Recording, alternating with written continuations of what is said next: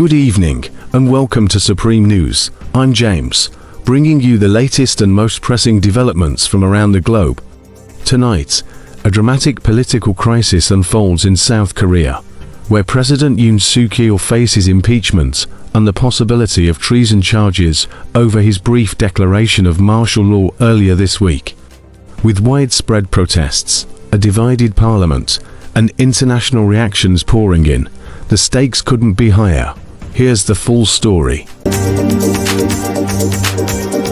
South Korean President Yoon Suk-yeol has replaced Defense Minister Kim Yong-hyun, following a political uproar and opposition-led efforts to impeach both men over a brief imposition of martial law earlier this week, a decision later overturned by Parliament.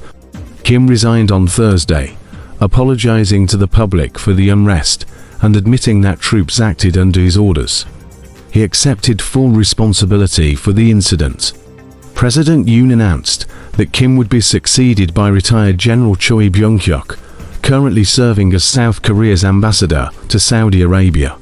Until Choi officially assumes the role after a parliamentary hearing, Vice Defense Minister Kim Se-on-ho will act as the interim minister. While the parliamentary hearing is largely symbolic, ministers can be appointed without formal approval. A joint motion to impeach President Yoon has been submitted to the National Assembly. Lawmakers are set to vote on the motion this Saturday evening. The martial law incident has sparked widespread protests, including a candlelit vigil outside Parliament demanding Yoon's resignation. The president, who faces potential high treason charges, has not made a public appearance since announcing the lifting of martial law on national television.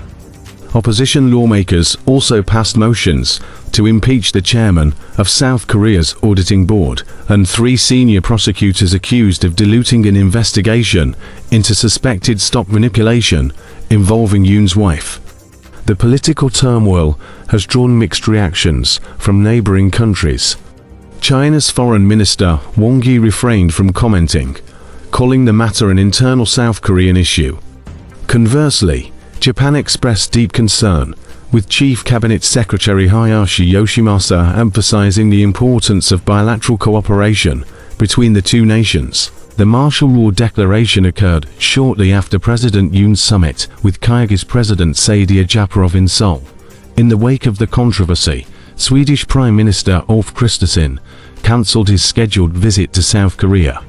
In response to growing concerns about the impact of President Yoon Suk-yeol's brief martial law declaration on South Korea's democracy, government officials are taking steps to manage the fallout. Foreign Ministry spokesperson Lee Jae-woong announced that diplomatic notes have been sent to foreign missions, emphasizing that martial law was lifted through democratic processes and assuring that public safety remains stable, making changes to travel advisories unnecessary. For President Yoon to be impeached, at least 200 votes, 2/3 of the 300-seat National Assembly, would be required. Opposition parties, which hold 192 seats, would need the support of 18 lawmakers from Yoon's party. While members of Yoon's party, critical of his leadership, have called the martial law declaration unconstitutional, they have also stated they will not support impeachment. If the impeachment motion advances, Yoon would be suspended from office, while the Constitutional Court deliberates on whether to permanently remove him. The motion accuses Yoon of violating constitutional conditions for declaring martial law, which is strictly limited to wartime or crises of comparable severity. It alleges that his actions, including deploying the military, suspending political party activities, and using troops to block access to the National Assembly, amount to a self-coup and rebellion. However, Yoon may argue that South Korea's unresolved status with North Korea since the Korean War technically never ended constitutes a state of war, potentially providing a legal justification for his decision.